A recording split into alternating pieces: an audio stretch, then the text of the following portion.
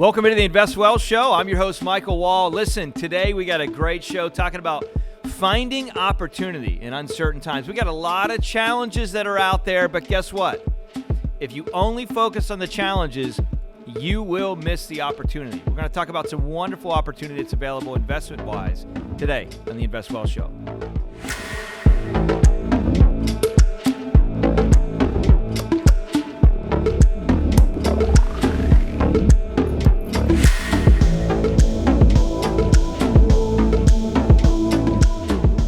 All right, so we're joined today with a friend of mine, and listen, a little full disclosure, in some of the other companies that we have, U.S. Private Wealth, Wall Private Wealth, we've actually done some business together, and I wanted to bring him in because he just got a lot of industry experience. Ryan Hanks is joining us today, CEO of Madison Capital. He ran down from Charlotte. That's right. That's right. Made it work to get here. And, so Ryan's been a friend for a couple years now, and he really has been in the industrial commercial space, I guess, if you want to call it that, in a variety of capacities for almost 20 years. Why don't you share a little bit, Ryan, of your history, kind of how you got into the space and kind of what your experience has been there? Yeah, so I've been predominantly, in commercial real estate my entire adult life. Started basically an apartment investment business at the age of 29. What we call now Madison Capital Group, based in Charlotte, North Carolina. Started with one employee in 2009 and now have about 250 employees all over the country. But we predominantly focus on multifamily, self-storage. We've done other asset classes as well, but those are the two things that we kind of focus on. I've predominantly been in the multifamily sector, most of those 20 years. The investment sales side, the acquisition side, development, kind of all the above. So, it's been a fun ride. It's been a great business. We added the self-storage platform, which we call Go Store It, in 2013. And again, we started with one asset here in Florida, and now, at any given time have, 90 assets all throughout the country under the Go Store It banner. So I've had two great platforms. We've seen a lot of growth. The market's been really good to us. I think we've been in a lot of the right markets at the right time. We've had a lot of fun building two really attractive businesmes. That's awesome. Yeah, that's awesome. And a lot of people, just so you know, if you're listening to this, and you might have different levels of investment experience, right? And you may say multifamily. What does that mean? Like when there's 3 or 4 families that live in one room or one home? No. That's literally almost like if you've driven by apartment complexes, that kind of a thing. And you have multiple families that might live in that. There may be 80, 90, 100, 200 key. Yeah, our average property is probably 250 units. Yeah, so, you got 10 buildings at a property. You got a clubhouse, a pool, amenities. So all of us have lived in some kind of an apartment community at some point. Yep. So, it's usually 200 to 300 units is kind of our sweet spot. There you go. Yeah. There you go. So, Ryan, a lot of times today I'm hearing, or at least we're seeing, there's a lot of people that are focused in a lot of other places right now. We got Ukraine issues, Russia, Ukraine. You got the stuff going on with the current administration. You have inflation like crazy. You have gas prices going up, which is part of inflation. You have people that are scared of markets being all-time high. There's just so much noise, it seems, out there for people when they look at what they should be doing with their wealth, what they should be doing with their investments. And one of the things that I have seen over the years, and that's one of the reasons in some of the other companies, we've kind of gotten involved in some of the stuff that you're doing and offer that even to some clients and that sort of thing. We have seen that opportunity exists and money doesn't go away, it just moves. Right. So when someone says, well, geez, multifamily, it seems like it's been hot for a little while, it's been working for a little while, but I think we're just kind of getting started. What are your thoughts on that? Yeah, I couldn't agree more. I mean, I wouldn't say it's been hot. It's been consistent for a long period of time. Yep. We had a little bit of a blip in 08 and 09, and as we were talking the other day, I think most of the assets where you saw trouble were the highly levered assets. Yeah. I think multifamily, even self-storage, in the public markets was the best performing REIT in 08 and most of 09. So I think in both those asset classes, but particularly multifamily, people always were describing what inning are we in. I hate to use that terminology, but I think we have a lot of tremendous runway.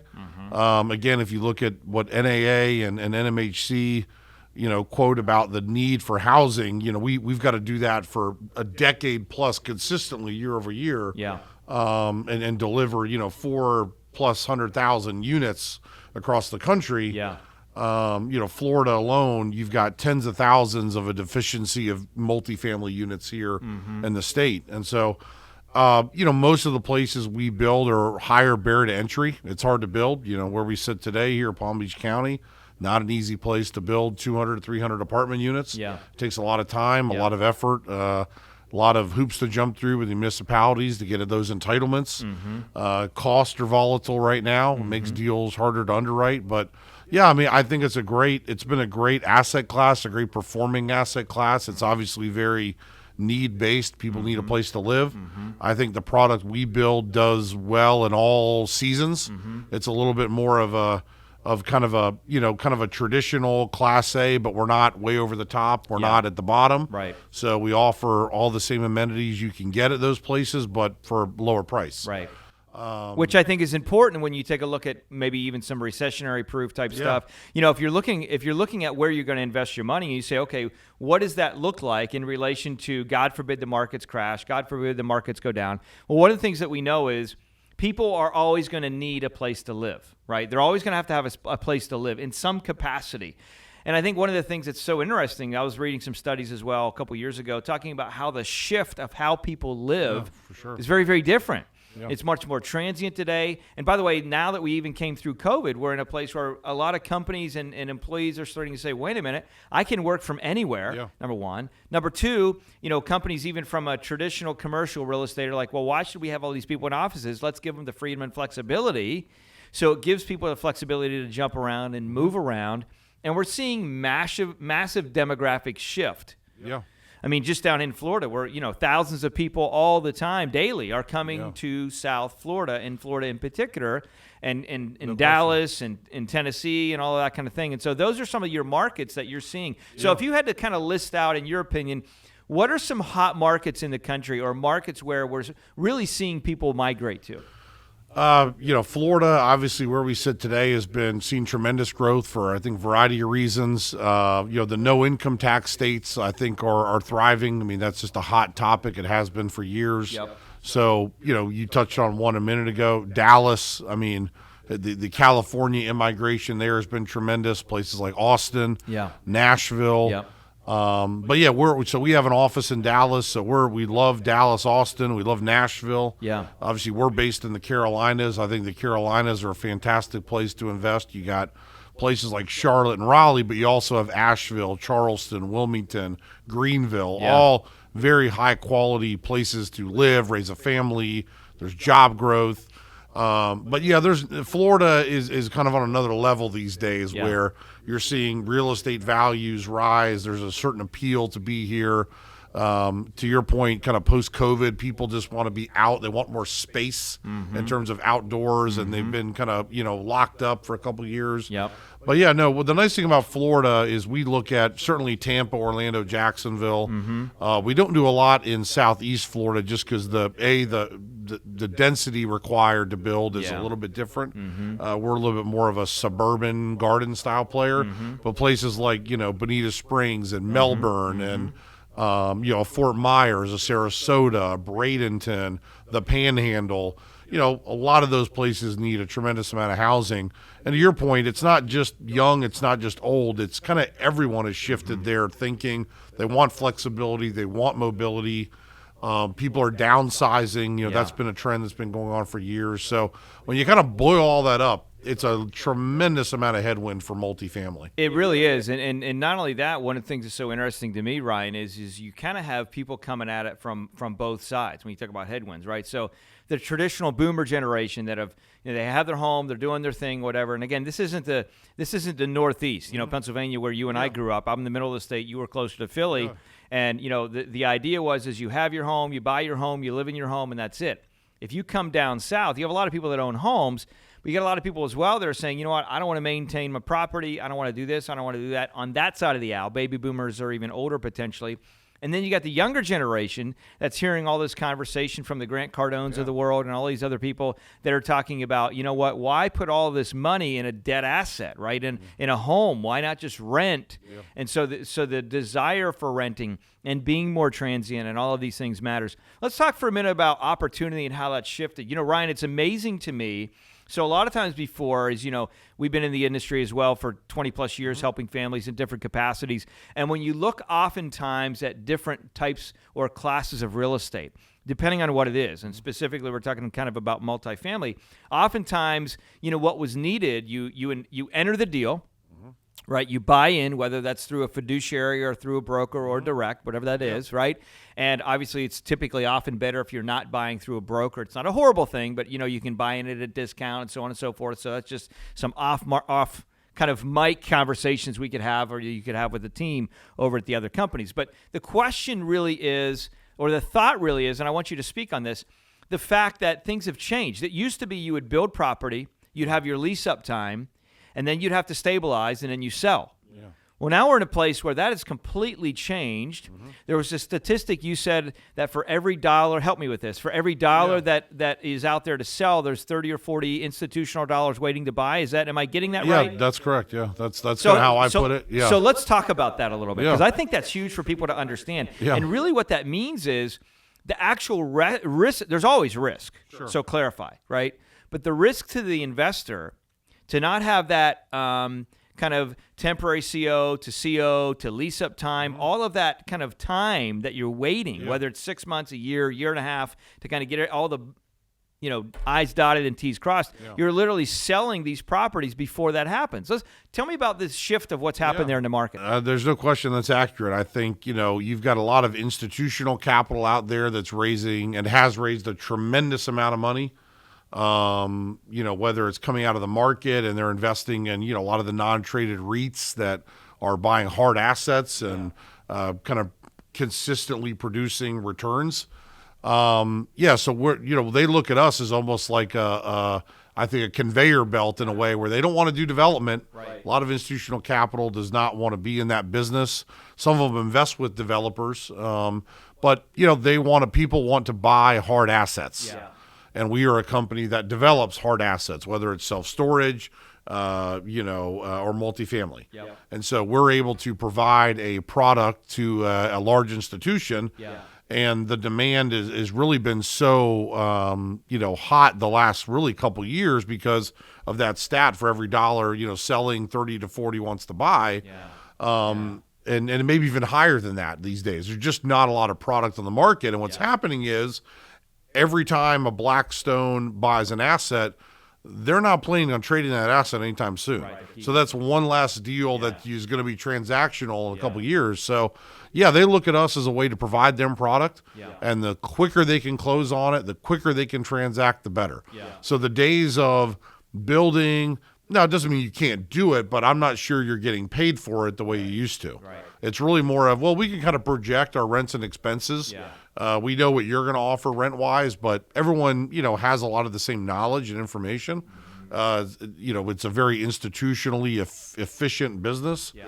But they can make a lot of those assumptions. And you know, when you're in a place where we'll call it the older model, when you buy and just hold forever. Yeah. You know, you're technically they're technically buying an annuity. You know, that's right. That's an income stream over a period of time, which is fine, but you're in a place where, you know, what does that equity upside look like? And really, oftentimes there isn't much. They're just looking for yield. And so, looking for yield, from the consumer's perspective, as investors, right, you want to say, okay, how can I find opportunity where, okay, multifamily is lukewarm to hot now. The demand is massive. You know, the old supply and demand chain, right? So that's important.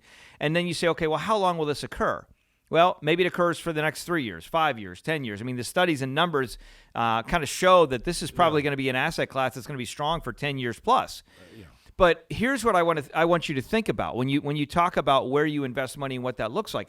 If you're in a place where you're in a traditional, we'll call it REIT structure, which is not how you guys develop in a lot of ways, which I like, and we'll talk about that in a second. you're in a place where you're basically there, you're getting distribution, and you're there for however long you're there. That company is making money on the management of the asset as it goes. There's not a lot of incentive for them to sell. There's not a lot of incentive for you to get your capital back. And so when you take a look at, Ryan, I think one of the things that's attractive with the way these deals flow is the target is 2, 3, 4-year turns, typically, build out, sell, walk away, do it again. Yeah, we were typically trying to execute all that inside of 3 years. And as you know, we're very transactional. So we're building, we're selling. Our investors like to roll. Some want to take their chips off the table and go home. Yep. A lot want to roll. We do a lot of 1031s in that regard, but most as well in case we sell really, really early. Yep. But yeah, in general, no, we're a shorter term holder, but looking for a little bit of a higher return than most. Yeah. Again, maybe some of the dividends that you see in a non-traded, a lot of our investor group, that's not really interesting to them. They're a little bit more equity multiple or IRR driven, as are we with our own capital. So yeah, we're usually a net seller. We're creating value, monetizing that value, and we try and do that at scale and do that consistently over and over again. So at the end of the day, just to kind of simplify what Ryan just said there is, as an investor, you kind of got two sides of the coin, right? You got one side that says, I'm willing to take, I just want a distribution. I want to get a 7-8% a year distribution, 6% a year, whatever it is. I'm good with that. I don't want any equity upside, meaning that you can really make a lot of money on your money. It's almost like a dividend stock without the upside opportunity, if you will. Or you got the other side of the aisle, which is you get equity upside, meaning that maybe you get a little distribution along the way, but you're also in a place where you have equity access, where your money's growing, the share price is growing at potentially significant amounts. And so what happens there is, yes, you're not getting that distribution, but you have the equity upside, and that's why the idea is to pay attention to where money's moving. Right? And this has become a hot market right now, and also be in deals, I think, it makes a lot of sense that are smaller. That's one other factor that I want to talk about. I love the fact of being in a place, years ago, there was a lot of deals out there, quote unquote, alternative deals, whatever, Ryan, that were, $500 million, $1 billion, $1.5 billion deals. And people got in there and it was a quagmire. It was a problem. Those are hard to unwind. They're hard for the companies to unwind. How do you sell them? Do you IPO? What do you do with those deals? And smaller deals, which you guys are typically 50, 80, $100 million-ish, right? Even that, if even that.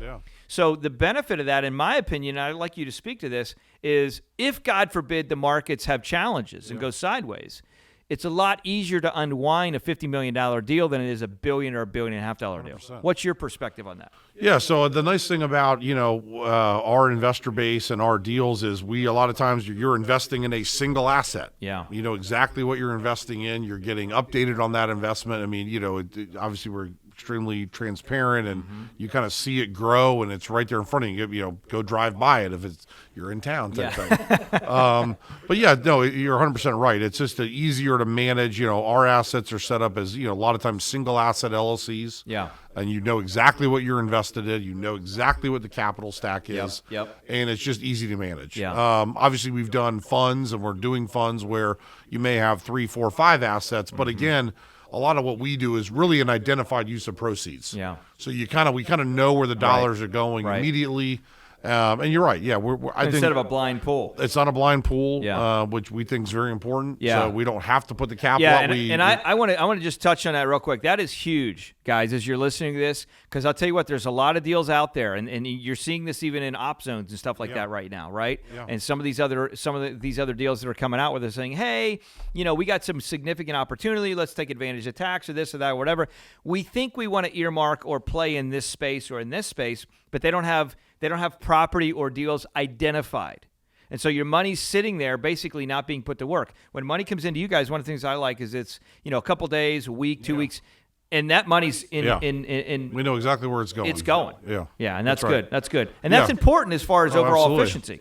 Well, you don't want to be forced to do bad deals, right? Right. That's where it all boils down to. And that's what's happened Sometimes years you get ago. too much money. We have to deploy capital. We're not a capital deployer, so to speak. We're a real estate investor ourselves, and so we look for the opportunity, and then we try and get capital to match up with that opportunity, not the other way around. Yeah, and really strong returns we're seeing here, guys. I'll tell you, this is high teens, low 20s. I mean, who knows what exactly that looks like in the future. That's what we've seen historically anyways, sometimes higher than that. But we're not projecting or promising anything here. We're just talking about what's been out there and what's been seen in the space.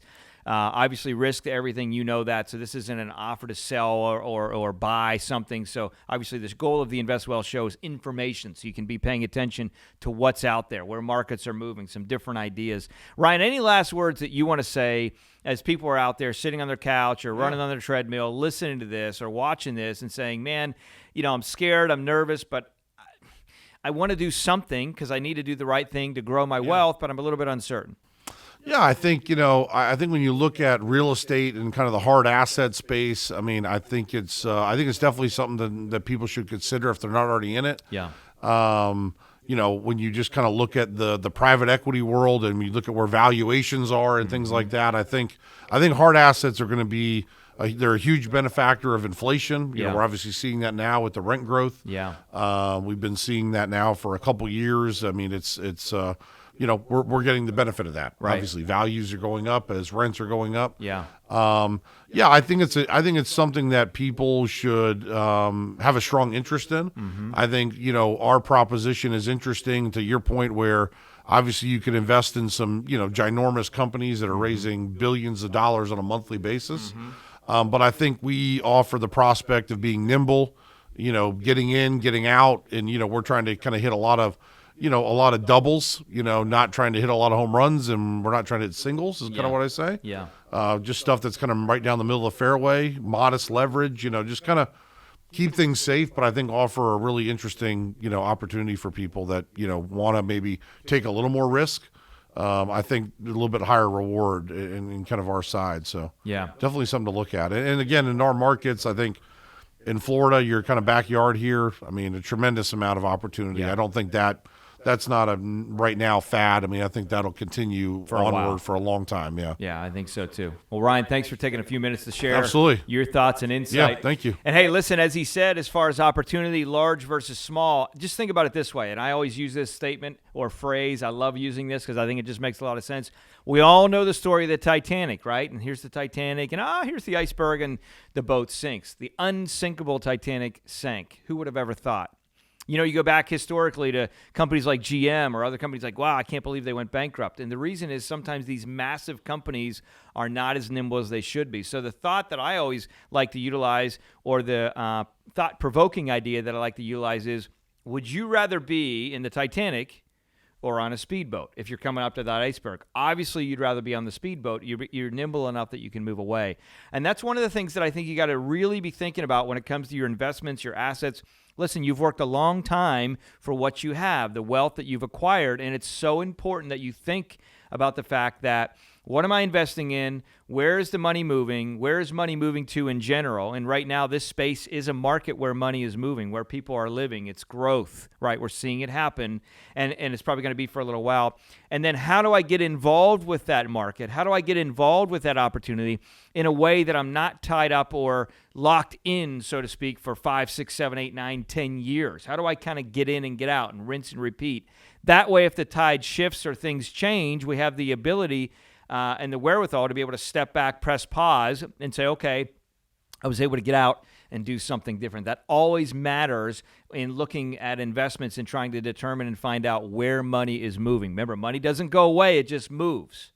We want to find and follow where it moves. And that's why I wanted to have Ryan on the show. Hey, if you got questions about that, you're in a place where you're saying, geez, Mike, I don't know, is there anything else available? Is that the only thing available? There's a lot of different deals and things that are out there. And I'm a big believer of this fact. A lot of people don't know what they want because they don't know what's available. I believe strongly that it is my responsibility to share with you ideas to help you not only think differently, but then some of you, as you listen to this or watch this, are going to be in a place where you're saying, okay, that's great, Mike, but how do I actually get involved with that? Well, one of the great ways to do that is to connect with some of the sponsors of our show. All you got to do is go to investwellshow.com. You'll see a list of sponsors there. Wall Private Wealth is there. U.S. Private Wealth is there. And there's a team of folks at those companies that are kind of aligned, set up. They're investment advisories. They're fiduciaries. They have a fiduciary responsibility to do what's right for the client, to do what's right and in their best interest. And they can help guide you through, as they have many, many families over the years, what is practically available for your financial situation, whether you're accredited. Most folks are, and these deals oftentimes are. That is the case. But take a minute and go to investwellshow.com to learn more. Click on that link if you want to find out what's available. And as always, my desire in life is to help you live on purpose so you can live with purpose. Last thing I'll say, there's a lot of people out there right now, buddies on the golf course, ladies that you're having wine with, maybe people you're going to church with. I don't know what it is, but people you're hanging with that are nervous. They are fearful right now. They're uncertain about what's happening with their wealth. And they have so much blinders on because they've been watching news and noise that they literally can't see opportunity, or they don't know that it even exists. So take a minute and be the person that actually shares the light to them and knowledge of, hey, there's more things out there that can actually help you by sharing this show. I know you've probably had 3 or 4 texts on your cell phone today of folks that you're interacting with. Share this with them.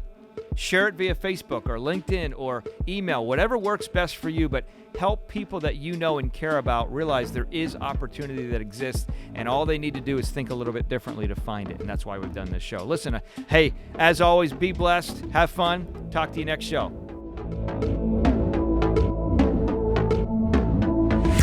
Keep in mind, the information shared on this show is not to be considered investment advisory advice. For specific recommendations based on your situation, make sure you reach out to a professional, whether it be financial, accounting, tax, attorney, or whatever you may need to help you find the information necessary to make good decisions.